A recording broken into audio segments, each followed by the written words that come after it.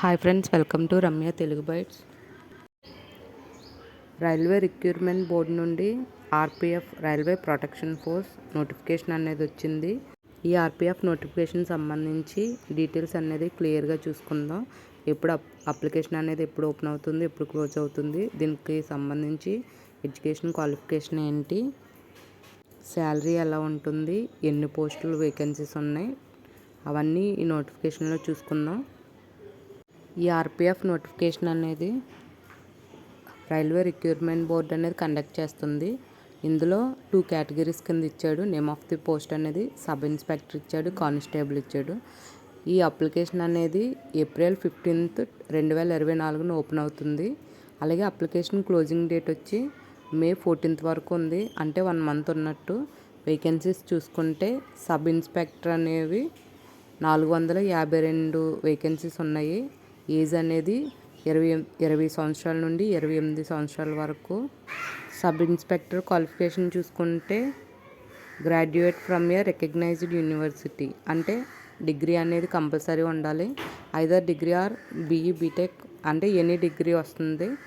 Salary pay scale అనేది 35,400 వరకు ఉంటుంది. మెడికల్ స్టాండర్డ్ అనేది B1 ఉండాలంట.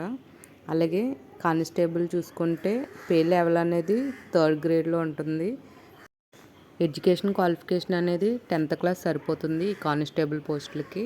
పే స్కేల్ వచ్చి 21,700 వరకు ఉంటుంది, అంటే బేసిక్ పే అనేది ఇది. నెక్స్ట్ అలవెన్సెస్ అవన్నీ ఉంటాయి సెంట్రల్ గవర్నమెంట్ జాబ్స్ అంటే. మెడికల్ స్టాండర్డ్స్ అనేది B1గా ఉండాలి. ఏజ్ అనేది 18 to 28 ఇయర్స్ ఉండాలి కానిస్టేబుల్ పోస్టులకి. వేకెన్సీస్ చూసుకుంటే 4,208 వేకెన్సీస్ ఉన్నాయి. ఆర్పిఎఫ్ సబ్ ఇన్స్పెక్టర్ కానిస్టేబుల్ మొత్తం కలిపి 4,660 వేకెన్సీస్ అనేవి ఉన్నాయి. ఏజ్ రిలాక్సేషన్ అనేది కోవిడ్ టైంలో 3 ఇయర్స్ అనేది వేస్ట్ అయింది కదా, ఆ 3 ఇయర్స్ కలుపుకొనే సబ్ ఇన్స్పెక్టర్కి 20 to 28 ఇచ్చాడు, కానిస్టేబుల్కి 18 to 28 ఇయర్స్ ఇచ్చాడు. ఏజ్ రిలాక్సేషన్ అనేది జూలై 1, 2024 లోపున్న 28 ఇయర్స్ అన్నాడు కదా, వాళ్ళ వరకు కన్సిడర్ చేస్తారు. ఫిజికల్ మెజర్మెంట్స్ స్టాండర్డ్స్ అనేవి చూస్తాడు. అలాగే రిజర్వేషన్ అనేది పీడబ్ల్యూ క్యాండిడేట్స్ అనేది ఈ పోస్టులకి నాట్ ఎలిజిబుల్, అప్లై చేసుకోవడానికి అవ్వదు. ఎక్స్ సర్వీస్ మ్యాన్ వాళ్ళు అప్లై చేసుకోవచ్చు. ఉమెన్ రిజర్వేషన్ అనేది 15% ఉంటుంది. మోడ్ ఆఫ్ ఎగ్జామినేషన్ అనేది కంప్యూటర్ బేస్డ్ టెస్ట్ ఉంటుంది. తర్వాత పీఈటీ అంటే ఫిజికల్ ఎఫిషియన్సీ టెస్ట్ ఉంటుంది, అంటే ఈవెంట్స్ అవి ఉంటాయి కదా రన్నింగ్ అవి. తర్వాత ఫిజికల్ మెజర్మెంట్స్ అనేది చూస్తాడు, మన హైట్ చెస్ట్ ఎంత అవి.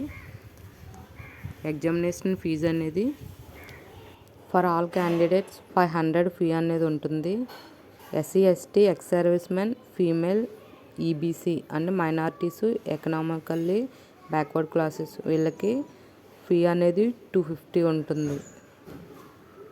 అయితే ఈ సిబిటీ ఎగ్జామ్కి ఎవరైతే అటెండ్ అవుతారో వాళ్ళకి ఫీ అనేది మళ్ళీ రిఫండ్ వస్తుంది. అవుట్ ఆఫ్ 500లో 400 అనేది రిఫండ్ అవుతుంది. ఇది జస్ట్ ఒక ఎంప్లాయ్మెంట్ న్యూస్ మాత్రమే. అఫీషియల్ నోటిఫికేషన్ అనేది రిలీజ్ చేస్తారు.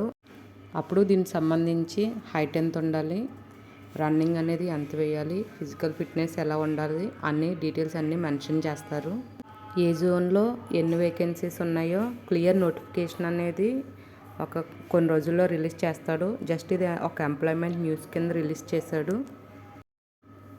ఒకసారి సీరియల్ నెంబర్ 3 చూడండి. Candidates writing for result of prescribed educational qualification should not apply. ఎవరైతే రిజల్ట్ కోసం వెయిట్ చేస్తున్నారో వాళ్ళు అనేది అప్లికేషన్ అనేది అప్లై చేయొద్దని చెప్తున్నారు. అఫీషియల్ నోటిఫికేషన్ వచ్చిన తర్వాత మొత్తం కంప్లీట్ డీటెయిల్స్ అనేది నేను వీడియో చేసి అప్లోడ్ చేస్తాను. ఏమైనా జాబ్ నోటిఫికేషన్స్ ఉంటే వీడియోస్ అనేది అప్లోడ్ చేస్తాను.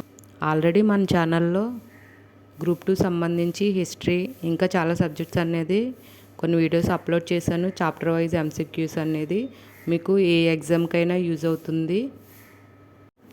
ఈ వీడియో కనుక మీకు నచ్చినట్లయితే లైక్ చేయండి, షేర్ చేయండి. మరిన్ని వీడియోస్ కోసం మన ఛానల్ని ఇప్పుడే సబ్స్క్రైబ్ చేసుకోండి. Thank you for watching.